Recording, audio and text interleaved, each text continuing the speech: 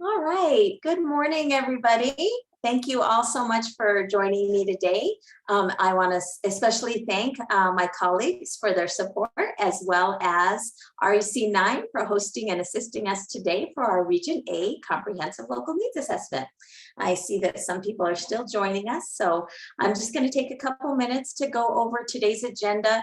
As I've shared with our education partners, in our pre-work meetings, we look for this to be a productive meeting with collaborative nature, so that we can build our partnerships with one another, understand our programs, and ultimately provide the best CTE experiences for our students. And I have no doubts that this region will do just that. So we're going to start with a guest today who's going to share with us her CTE experience. Following that, I will share a little bit about Perkins 5 and why we hold a comprehensive local needs assessment every 2 years. We're going to talk a little bit about the pre-work that our region has conducted, including looking at labor needs, program alignment, and student data. And then another important piece of today's meeting is talking with our industry and community partners. I'll be sharing some feedback that we gathered from our statewide meetings and the survey that we conducted. And eventually we'll have the opportunity to share some more in our informal breakout sessions before we wrap up. We'll share areas in which we've made progress, as well as areas that we've identified as needing some growth.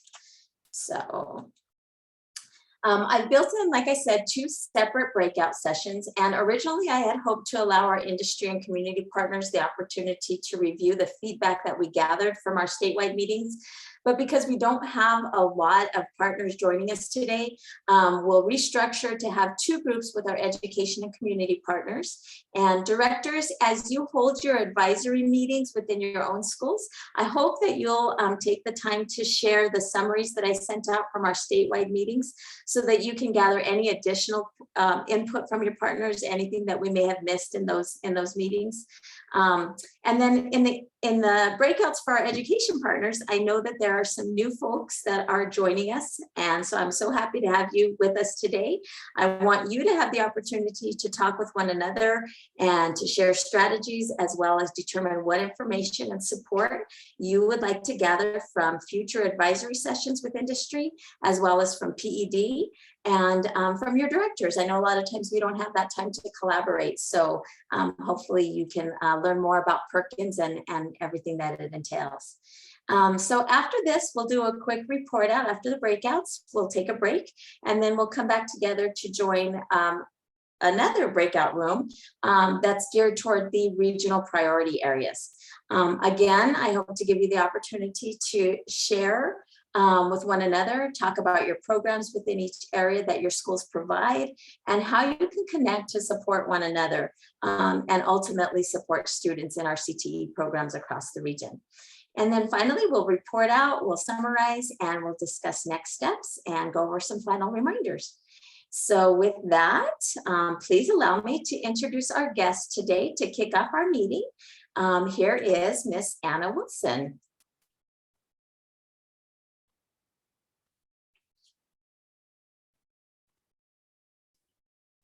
Hi. So I guess I am supposed to talk about the success of the program here at Farmington Cates Center for the welding program. Originally, I had actually graduated from San Juan College as a dual credit student with an associate's degree from the welding program. A couple years later, I was hired here as the welding instructor back at Farmington High School. We do dual credit with San Juan College, both the spring and fall semester. My most recent success story that I'd like to share with everybody is I had a Piedra Vista, because we are 3 different high schools that we teach here at the Cates Center. She graduated last year from Piedra Vista during the pandemic, and she recently was hired at a local welding shop for the oil fields as an introductory welder. She came in for about 2 weeks practicing for their welding test and was hired that next day after her application. So we have a lot to share, but I know I was limited on time, so I wanted to share that with you all. Thank you, Anna. It's nice to hear that our students are coming out and joining the field with us and supporting our students. So Thank you so much. And I think, we're probably, talking to the choir here because you all know how important our work is, and you're there always to support our students. So, all right, moving right along here, just to give you a little background, as far as Region A is concerned, we have San Juan, McKinley, and Cibola counties with Aztec, Central, Farmington, Gallup, Grants, Zuni, and Bloomfield. We also have charters including DEAP, Middle College High School, and Six Directions that we hope to eventually get involved in Perkins.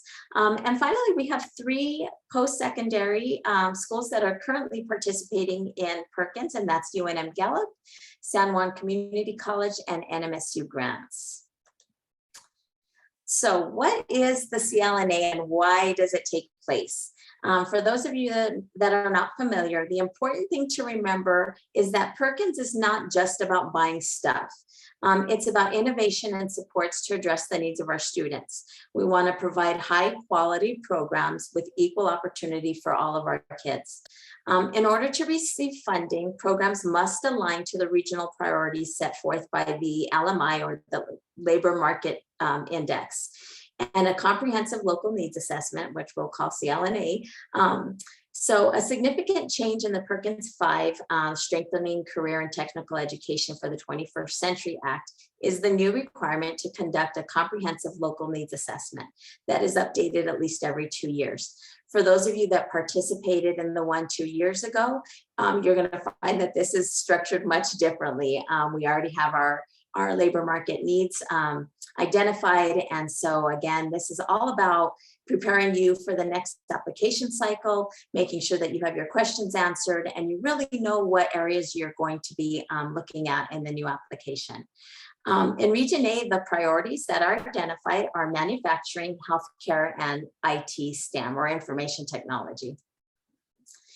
So you might ask, what is different about CTE today? So let me give you a little background here. Career technical education provides students of all ages with the academic and technical skills necessary to succeed in future careers and to become lifelong learners. It's not about giving students another elective to take. So it looks very different from the way we imagined it, the way it was in the past. So let me share with you a few statistics. In total, about 12.5 million high school and college students are enrolled in CTE across the nation. Funded by the Carl D. Perkins Career and Technical Education Act, CTE prepares these learners for the world of work by introducing them to workplace competencies and makes academic content accessible to students by providing hands-on experiences in various industry sectors. More than 62,000 New Mexico students are enrolled in CTE programs, and more than 17,000 are concentrators. And by concentrator, I mean this is a student who takes 2 or more CTE courses. CTE concentrators graduate high school at a rate more than 23 percentage points higher than that of the general student body. So there again is the importance of our CTE programs. More than half of the state's community college students are enrolled in CTE programs, with more than 33,000 concentrating in CTE fields. Federal legislation requires a CLNA for proposed CTE programs, and the New Mexico Public Education Department commissioned this initiative to provide parameters and guidance to CTE program applicants. Our intention is to provide intelligence on regional labor market and economic trends to inform CTE strategies that make high quality career opportunities more available to the students that we serve. So again, our past experience with CTE type courses, they're very much aligned to prepare our students for the workforce. So we have provided technical assistance support in many areas through our pre-work gatherings. We covered some of the basics, including how funds can be utilized, the importance of aligning programs, starting with career exploration at the middle school level and expanding on them to carry on from secondary to post-secondary, and then obviously on to the workforce. Some of the key components in the Perkins 101 that we did was to look at programs to ensure that students were given the opportunity to be participants and completers in a specific program. This will better prepare them for a specific line of work when they graduate. Many districts have begun to move in the direction of creating a 3 to 5 year plan in order to build courses of study that will allow more students to qualify as completers of a program, which, obviously is a quality program. While we recognize the constraints and challenges that you all are facing with teacher shortages and other things, having a plan in place will certainly help drive our planning budgets for the next several years. So both in Perkins 101 and in our template review work, we looked at each indicator and element that outlines a quality CTE program. And so when I say elements, there's 6 of them that we look at, and they include priority alignment, making sure that we align those with our region market needs, program size, scope, and quality, student performance, access and equity, educator training, which includes recruitment and retention, and program implementation and completion. Some of the key areas that we discussed in Region A were focused on building work-based learning, internship, and job shadowing type opportunities for our kids through community and industry partnerships.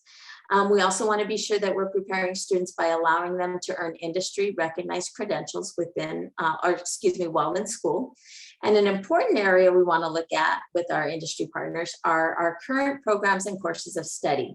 We want to be sure that they are aligning with their needs when our students enter the workforce. So again, when we get into our breakout sessions, if you have the opportunity and you have some industry partners there, we want to make sure that we have an opportunity to share with them what our programs look like. They may have some questions about, you named this course, but what is specifically are you teaching in that course? And that way we come together and we fully understand each other's programs and how we can support each other.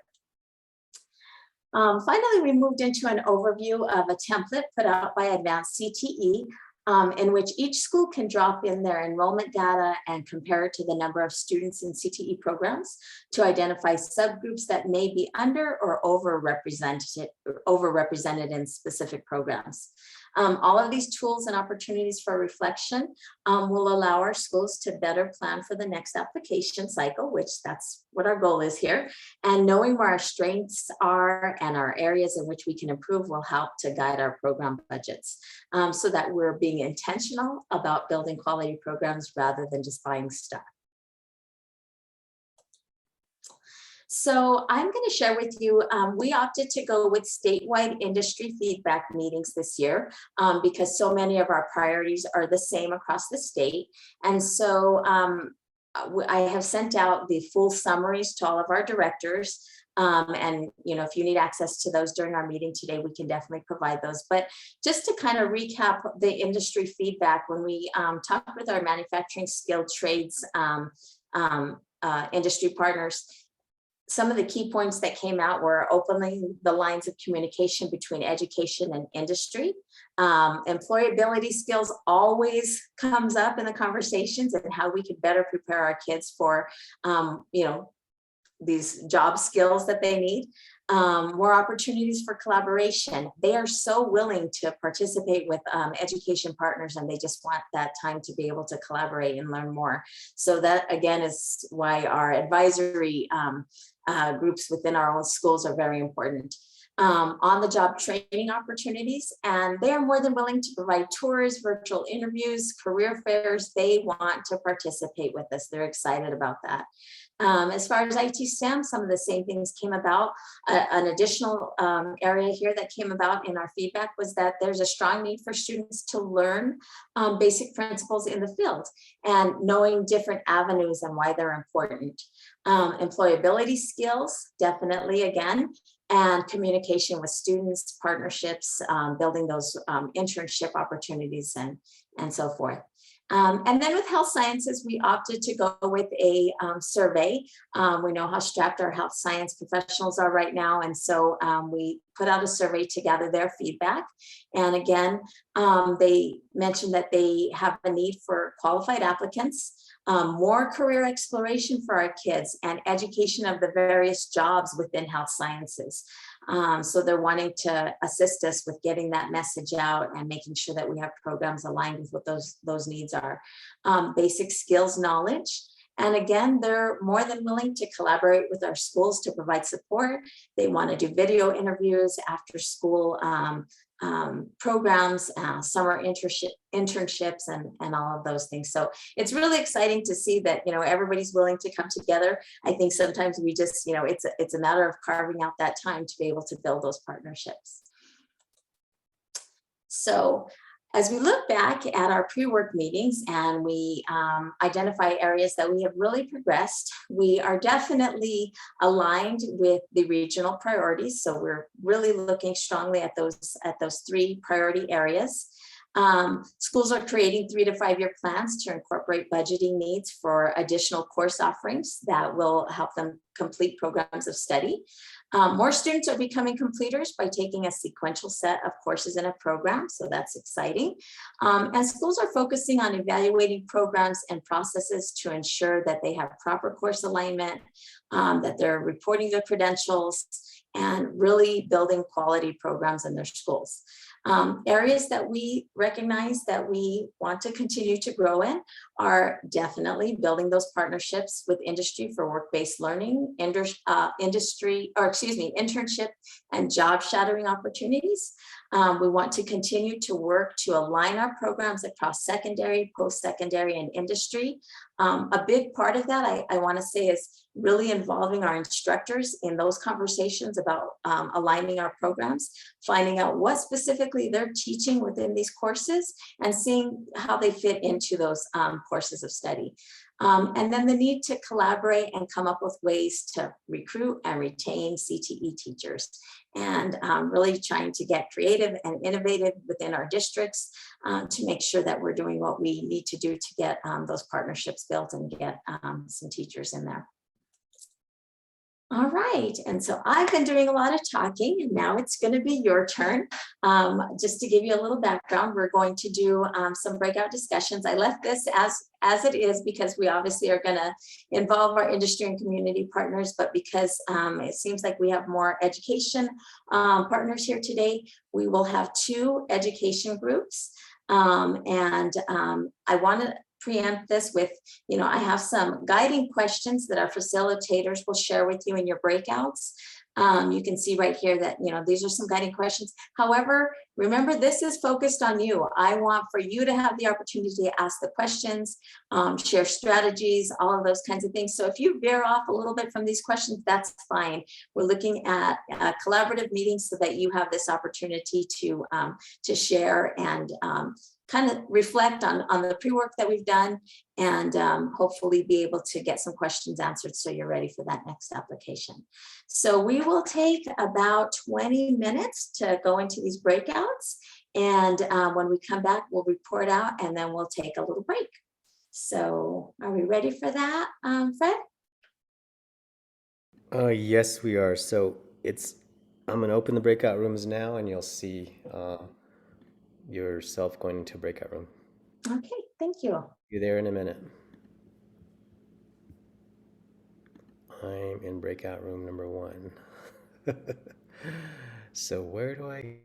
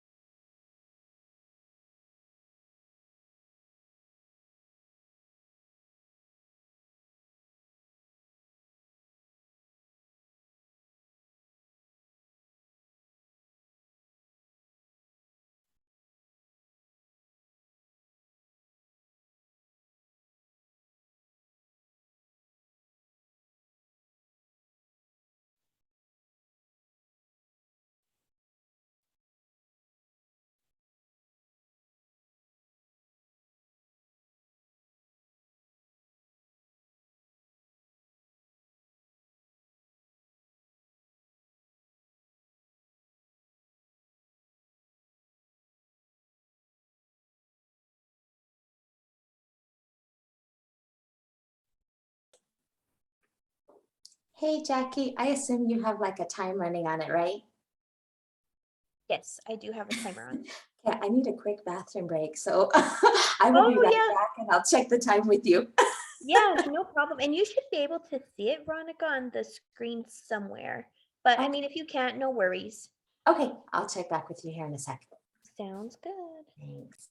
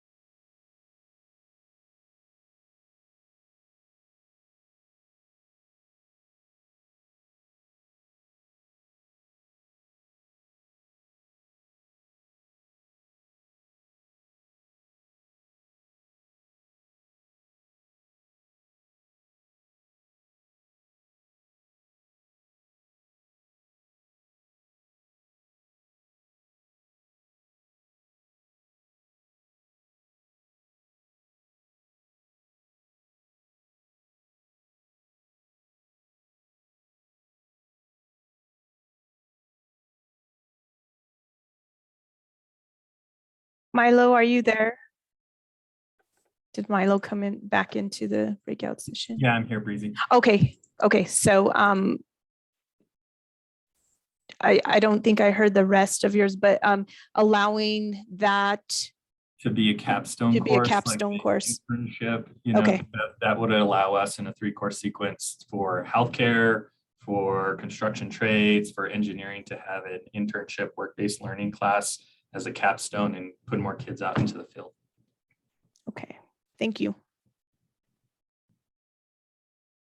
right, well, welcome back, everybody. I popped in and out there and heard some really good discussions and some really good feedback, even for PED. And so hopefully we can really take some of this feedback and move forward. And like I said, have the best programs for our kids available. So let's hear from the different rooms.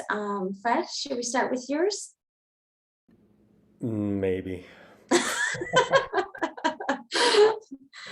Yep, we can start with mine. So there was it sounds like during what I've got from our breakout session was the industry needs to come more into the schools and talk about all the jobs available with more detail, not just like, oh, there's a some kind of aerospace job opening, and then not talking about what that involves or what classes you might need to take those classes, but industry coming into the schools and talking to students. Certifications for from post-secondary need some support in there, because the schools feel like they're doing their part, and then when they go to the post-secondary school, they can't continue the certification or the courses they need to finish their certifications. And then support with health science careers, capstone projects, maybe getting guest speakers, doing some internships virtually, which seems to be a cool thing. Maybe career fairs, mock interviews, those kind of things. They need some support on that. And Rubin Education was mentioned. Some schools are using that, and it's pretty good program, it sounds like. San Juan College also lost a lot of connections with industry during COVID, and now industries are so bogged down, they need to re-establish those connections and see if we can get them back into the programs for CTE programs, CLNA. Also, as far as focusing, McFarland Gallup Schools is looking at manufacturing, updating their equipment in that area. There wasn't a lot of sharing about what the top 3 items were on the focus. But the colleges, along with the schools, need some help with purchasing of equipment and or supplies, and maybe even helping students with the fees to get into those programs, and better communications between the PED and the schools and the colleges. That was one of the things brought up. There seems to be a need to be flexible with the pathway courses, with the new standards recommended by Elaine, your all's boss. There might be some schools that can offer those courses, but maybe looking at the flexibility of this course can fill that requirement. And then capstone courses for new students, new standards. So in that same area. So that was kind of it. If I miss anything, Breezy, you can pop in if you want. No, I think you addressed everything that everybody had concerns about and contributed to the conversation. So it was great conversation too. So I look forward to working with you all more in this process.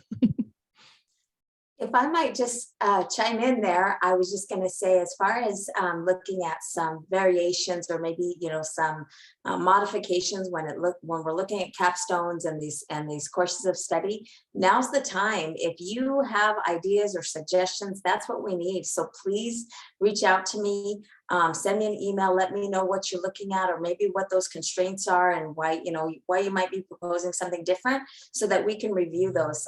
We look at them every year. And that way we have enough time to get that into our programs of study for the following year. So please don't hesitate.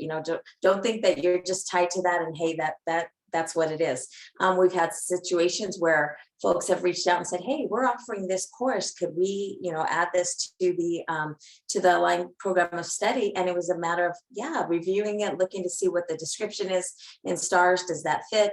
And it was done. So please don't hesitate to send us those ideas or suggestions that you have. And if we can do that, we'll definitely look at it. And the other thing is that it was exciting to hear about virtual internships. Whoever brought that up, are you doing it currently? Could you share a little bit more about that? I think everybody might want to hear about that. So Milo brought it up about possibilities of, resources for internships, virtual internships. And so I brought up that Ruben Education does virtual internships. He does them like twice a month, maybe even more. And he brings in a panel of people in specific careers, and the students are able to interact by sending their questions and asking the questions during the panel discussion. And it's been an array of, from a veterinarian to a dentist to a veterinarian, I did say veterinarian, right? To a dentist, to other specific, like certain careers. They're not all medical. Some are in manufacturing, some are, I think even one day he had somebody from La Cueva who works for the Dallas Cowboys. So she's in a corporate manager. And so he brought in that panel too. So it's an array of career clusters for an opportunity for virtual internships. And they give them the information too. So if that company has a virtual internship, they'll say, contact us at this email or this phone number, and we could assist you with trying to set something up. Awesome, thank you. All right, and anything else from that group? Okay, how about the second breakout group? All right, I'll go ahead and present for our breakout group.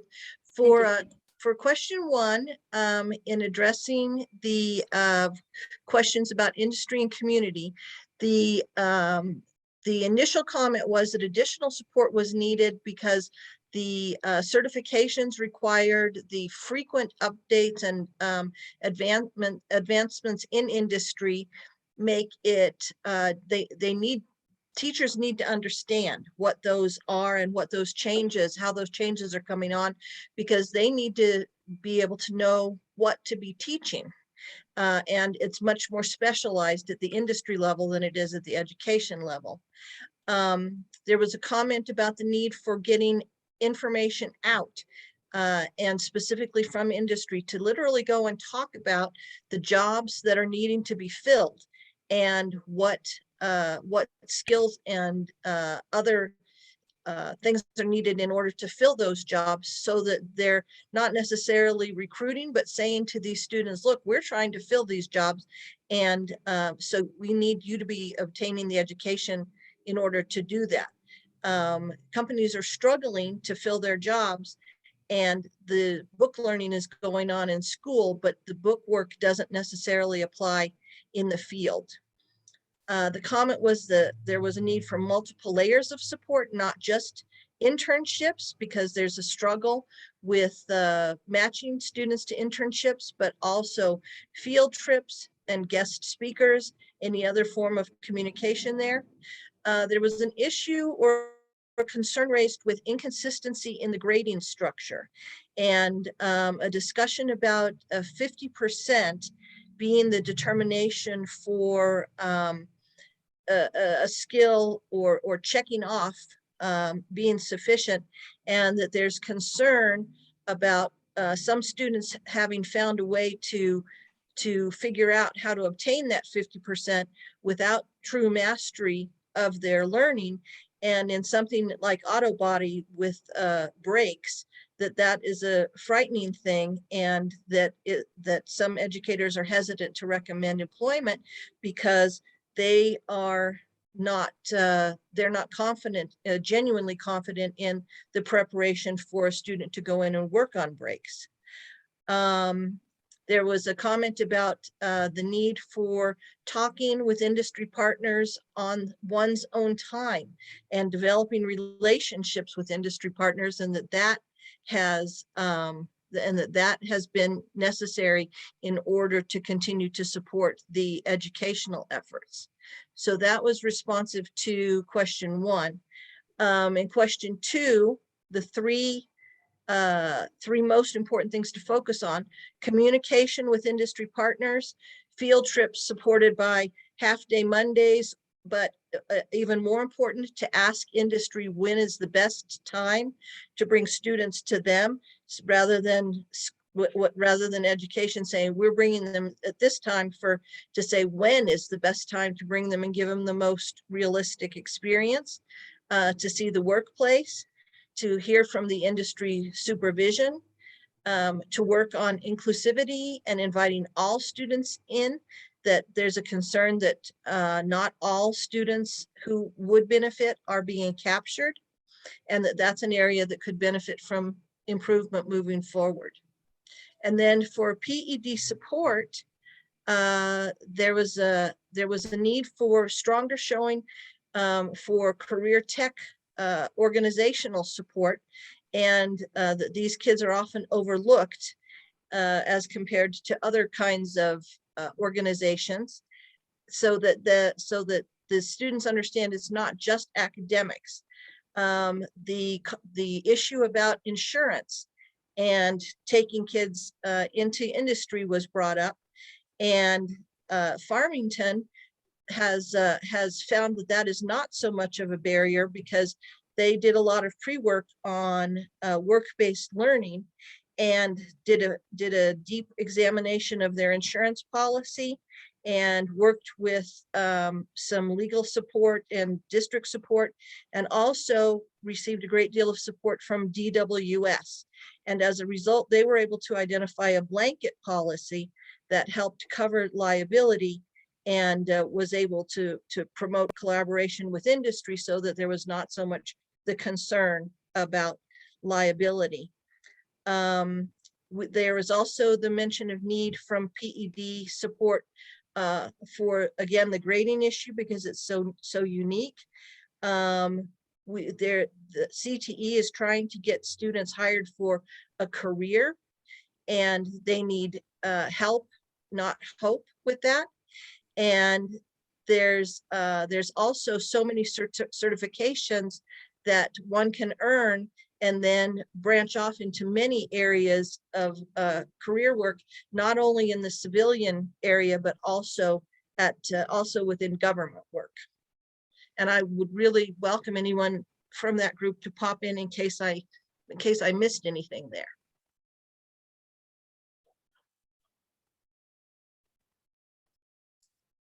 Okay, Sherry, thank you. Anybody else have anything?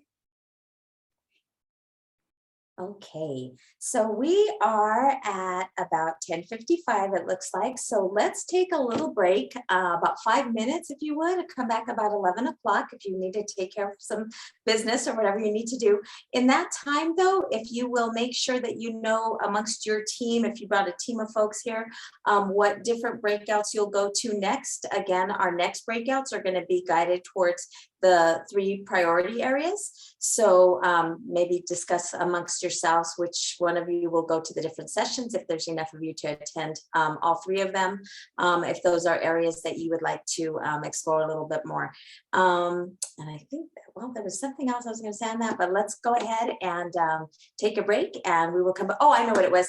You'll be selecting your own breakouts for the next one. So you'll just go ahead and come back, and you'll have that option on your screen to select which room you want to go to for the next one. So, all right, thank you. And we'll take a little 5-minute break. See you in 5 minutes. Well, thank you. Oh, sorry. Thank you so much. So we were sharing a few things just now, but let's go ahead and hear from our different groups. Do we want to start with Fred? Do you want to start with yours? I'm always picking on you. Yeah, I'm so shy. Yeah, hold on a second. 1 second.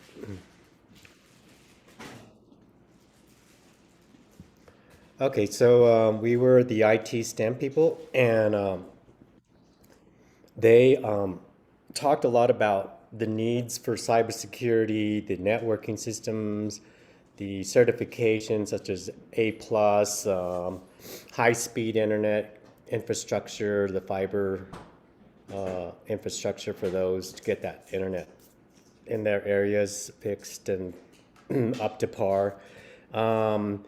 The needs coming across are, Intel needing more Megatronic people.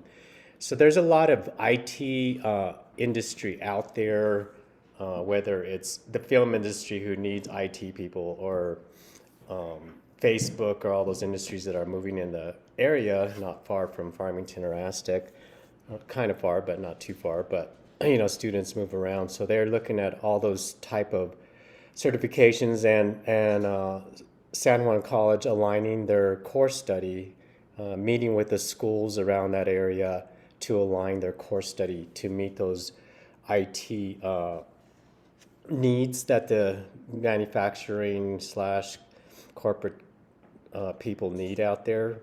And also trying to get the students interested, maybe somewhere in the classes in the high school level or middle school or whatever level it might be, start talking about computer classes, start talking about, what you can, what computer classes involve. You could do programming, you could do, the cybersecurity thing. What does that mean? Those kind of just little glimpse for the students to catch their interest, so that, if there is interest, they can start offering those classes or find dual classes for them to attend at the different sites. They would like right now. Some of them are having their own advisory committees. They like the idea of doing the regional committee advisory committees, and pulling the teachers, administrators, industry, local and statewide, not just the same, but community members, college and university reps, and students involved in the advisory committee. So that was pretty much it. I find that going to all the IT ones in STEM, they're pretty much all similar and asking for help to pay for students' cost, or buying the software programs they need to teach the students in. Even in the dual credit level, and what financial sources can they tap into. We know Carl Perkins is strict and federal, but there's Next Gen they can tap into maybe, and maybe PED, and you guys doing some research on how they can offer scholarships or something for students to help with those costs. If I missed anything, please feel free to jump in. Fred, thank you. I'm going to just put a quick message out there to Breezy, one of my colleagues. You're talking about, making sure that our students know these different areas within IT STEM and other areas as well, that we need to say, hey, these jobs are available, and these are different pathways you can take within these priority areas.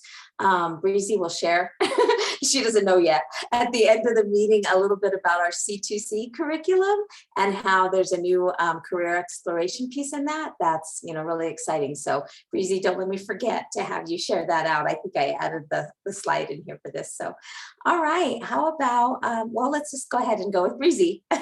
Breezy, and I think it was Jackie that was taking notes in the health sciences area.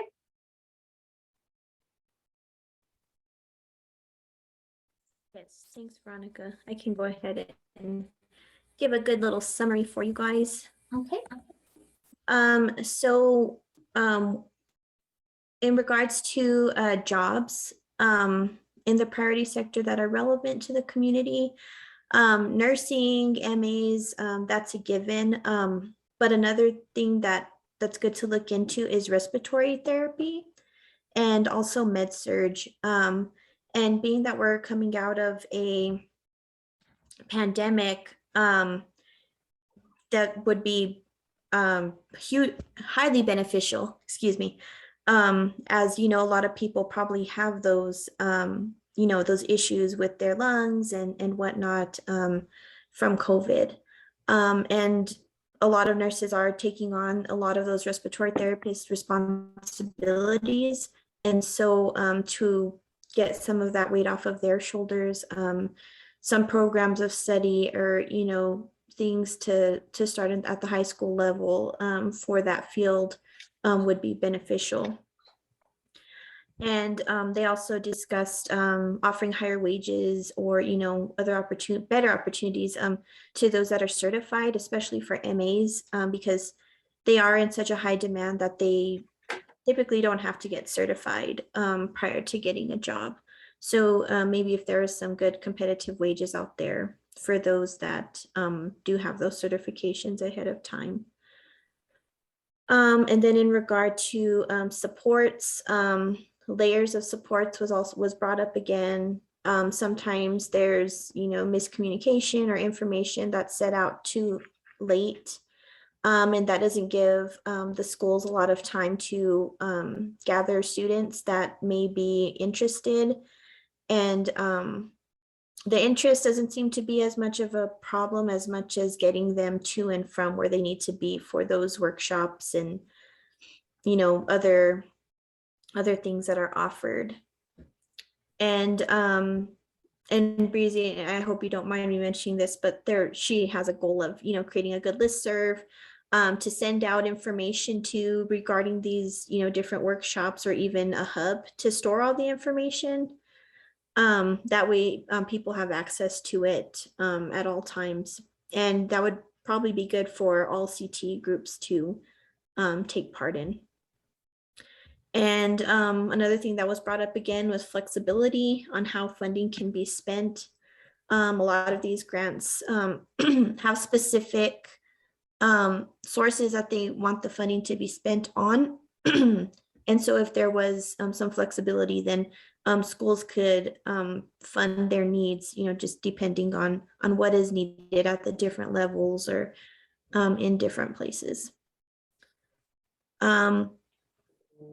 And another thing that was brought up was student-focused tutoring, maybe workshops, boot camps, any kind of support needed to help with their writing skills, test-taking skills, and any of those skills that may have been lost during the pandemic, where we've spent a lot of our time on Zoom.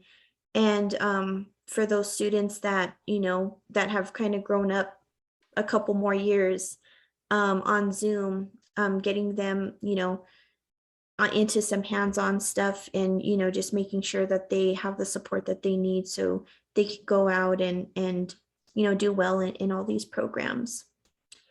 And of course, having presenters come in from health science fields. A lot of that was done pre-pandemic, hasn't been done, I'm sure, in the past couple of years. And so getting back into that practice of having workshops that are presented by actual workers from that field. And that goes across the board for all industry. And there was a lot of talk about dual credits and then some ideas of how to offer those dual credit classes, whether it be prerequisites or even just preparatory classes to get students prepared for things such as medical terminology or any of those medical classes that are fairly difficult. And, a lot of students, they don't do well. So if there was some kind of class to take beforehand to get them some exposure, that would also be beneficial. So Breezy or anybody from the group, if I left anything out, feel free to elaborate. Thank you, Jackie. And she put you on the hook, Breezy. All right. And how about our last group? That's Sherry. All righty. We began with Denise sharing some feedback from the industry advisory meetings. The feedback that she shared involved employability skills, first and foremost, also OSHA, first aid, CPR. They they were wanting to see if we couldn't include in class teaching just how to be a better human being and how to go into the workforce and play well with others. Denise, of course, is a subject matter expert in skilled trades, and the theme that keeps being heard over and over again is how to embed soft skills programs into the curriculum. And the question was raised if Perkins could be used for that, and the answer was yes. The soft skills are also called professional skills, and I'll mention it in a minute, but there was a program that was mentioned that one of our team members was aware of. Farmington Adult Basic Ed offers certificates in soft skills with stackable credentials and micro credentials. The suggestion was made for schools to meet with their coach on how they might utilize Perkins and Next Gen, specifically Next Gen, which is more flexible on accomplishing some of that soft skills training. There is a summer enrichment program, and applications are available pretty much immediately from what I understand. They're 10-week programs. The rate of compensation has been increased by $2 and $2 additional, and that's providing opportunity to get training on employability skills, and it counts for credit, and it's also considered high quality CTE. There may be the opportunity to receive a certificate of appreciation from state leadership. And again, the application is on the state website. So if you're interested in that, I suspect one of our folks could maybe share that link or talk a little bit about that website. We talked again about health sciences having tremendous needs, IT and skilled trades. Those are the 3 state priorities. San Juan College has also started an electronic vehicle program. They weren't able to get it added in this time. They're also doing a diesel tech program, but they are working on getting it onto the approved list just because of a timing breakdown in the process. And welding is already approved. Wind technology is another area that was discussed. There was question about other programs of study that were available from secondary to help support and feed into the college. Welding stands out as a shining star at San Juan because they have a seamless pathway from high school to San Juan to a bachelor's degree. But they can provide an excellent example of how that can be done. The question was raised, are we missing the mark with other fields of study, specifically electrical, carpentry? The discussion that we gave some time to was the difficulty with finding instructors who can teach dual credit, and how we might tackle that particular challenge so that dual credit and high school instructors can be found. Based or similar to that, it's very tough to grow our own instructors. They're needed at the high school and community college levels. There was a conversation from about a 3-district or a 3-day workshop that was held out of Farmington with other districts where they shared technology being used, shared what was being taught. They visited other shops to see what it looked like. They took the high school students to the college. They returned out of school in 2 different colleges and industries. They returned to the college shop and did an industry tour.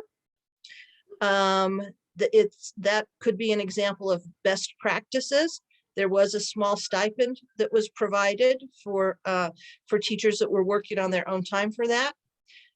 Zuni suggested AutoCAD was an area that not only helped students with the programming, but also with designing and reading blueprints. So it had some transferability to carpentry, masonry, electrical, and plumbing. They're also doing a lot of work with farming, greenhouse, and aquaponics. They're providing for their own cafeterias, for their own concession stands, lettuce, tomato, beans. They're building a greenhouse. They're concerned about the decrease in water, and so they have started to harvest rain, trying to cycle from the natural resources. Ray from Zuni also contributed and supported all of that work that was going in, and although it was not currently or previously supported by Perkins, what has mostly been thought of as farming has been able to be transferred to rain harvesting, collaborating with SJC. They're growing 500 heads of lettuce per week.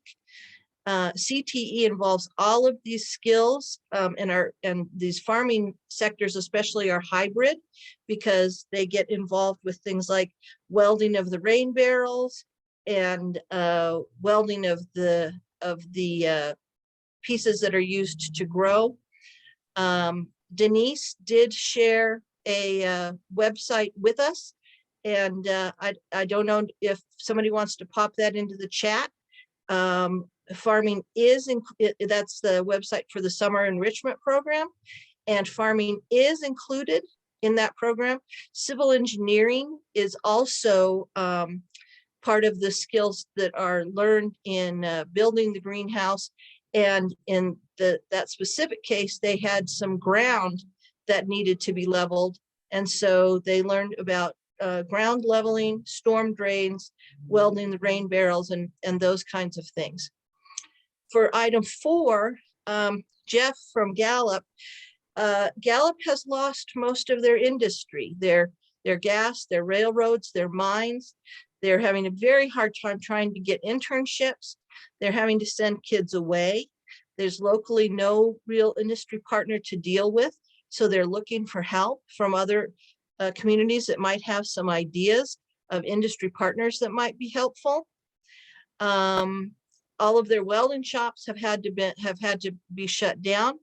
A great suggestion was to reach out to the local community economic development organizations and to find out what kinds of jobs are coming into the area from outside programs, especially, for example, federal programs that are coming in and looking for workers to take on contracts. There's some gas lines that are, or some gas lines that are being reopened.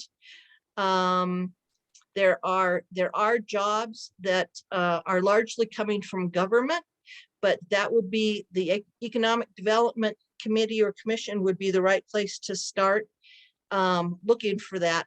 And some of those companies are coming from out of state, but they are contracting local folks, specifically a Chicago company and a Phoenix company are both have contracts in New Mexico, and they're looking for workers that are seniors in high school and just graduating. And we did not get to question 5. Well, it sounds like you all had some great conversation. Thank you. I am going to try to move us right along here because I know that we are running out of time quickly. But please know that I really appreciate all of your input, and already there's some questions that you have put out there that I am going to work really hard to get some answers for you on, and hopefully help you as you get into this application cycle and have some really good solid answers so that you can plan accordingly. So really quick, and I know some of you probably have to jump off here pretty quick, so I respect that. Please know that I will be sending out a summary following this meeting within the next couple of days. And so basically we will be continuing to offer any kind of technical support that you need in regards to using the grant management system. Please reach out if you need assistance with that. I think a lot of you are familiar with it, but I'm available. What I'm looking at is probably opening up some office hours in the next couple of weeks or after the application cycle opens. And that way you can hop on when you need to. But I'm always available, when you need that assistance. Again, just a reminder, be thinking about those planning budgets, 3 to 5 year plans. It's always helpful. New funding comes along and you have that plan ready. I'm always available for course alignment reviews. I know that comes up quite often. And as I mentioned earlier, if you have suggestions or ideas or, different thoughts in regards to our programs of study, send that information my way. It doesn't hurt to ask, always ask. And then finally, last but not least, advisory meetings. Any thoughts on those? How you would like for us to, bring people together to collaborate? I know there's a lot of needs here for us to bring industry partners in. And so the best way that we can do that, give us your ideas and your suggestions on that. All right, so just some final reminders. Again, I understand if you have to hop off here, I will be sending out a follow-up email, but I'm going to flash up a screen here at the end. If you have not signed up for the Edgar training, I really want to encourage you to do so. It's free for you all. I would encourage our directors to try to participate in that, sign up, as well as inviting your finance folks. It's really a great training. Like I said, I'll flash up a screen here shortly to let you know more about that. And I also sent out an email about registering for that. Applications hopefully will open up here mid-March. And so I will let you know as soon as that opens up. Just final reminders, make sure that you're spending that current money. If you have not sent in your bar through OBMS for the increased amount, if you receive that, as well as buffs, send them my way. We'll make sure that we get that all good to go so that you can get those RFRs submitted. Opportunity gap. I know I've spoken to some of you. We did a brief overview of it. I sent some of you your templates. If you want more assistance with that, and I know sometimes summertime is a better time for that, please reach out, let me know. I will be more than happy to hop on a Zoom with you and we can go through your school data. And last but not least here, we have an exit survey. And if one of my colleagues would be so kind as to drop that into the chat so people can make sure they give us your feedback on today's CLNA. And as they're doing that, I'm just going to let you know real quickly. And again, I will send out an email. I'm going to be out starting Monday for a couple of weeks. But please, I'll give more detail in my email that I send out to the directors today. But please make sure that you reach out if you need anything. My backup will be actually Eric Gomez, our state CTE director. So if you need immediate assistance, please reach out to him. Otherwise, just continue to send me an email. I will make sure that we get your questions answered. But again, if you need immediate assistance, if you would just reach out to Eric. And again, I'll send a follow-up email with that contact information. And here is the information about the Edgar training. And again, we want to make sure that if you need more information on that, I did send out an email, but we can make sure that you get any additional information. Basically, it's a 4-hour session on March the 8th that will cover the basics of federal grants management. And again, it's really beneficial, especially for those of you that might be new to this. And if we have a couple of minutes left, Breezy, you want to share real quickly about C2C? Yes, ma'am. So our Careers to Communities grant is implementing and creating pathways to career math curriculum. And right now we're in the process of it going through a national reviewer to get it on the high quality instructional materials list. It's available in 8th grade math, AKA pre-algebra, algebra 1, geometry, and algebra 2. What makes it unique is that not only does it provide the rigorous standards that are aligned to Common Core, but it also has these cool career tools embedded within the curriculum that you can use in your math classes, you could use in other advisory classes, you can use it in other CTE courses. And so if you're interested in a little demonstration or some professional development on it, you can contact me. I'll drop the link in the chat for getting started with the curriculum. It is completely free for all New Mexico schools. The professional development is also free for all New Mexico schools. So if you have any questions about it or you want some tailored information, you can contact me at breezy.gutierrez@state.nm.us.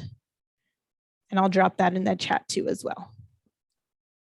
Hey, thank you, Breezy. I see that I have received several emails throughout the meeting today, so I will be sure to get back to you all. And I just want to thank you all so much for your collaboration, for your participation. Thank you for sharing out your success stories. It's always nice to hear that. And with that, I will wrap up our meeting. Have a great rest of your day.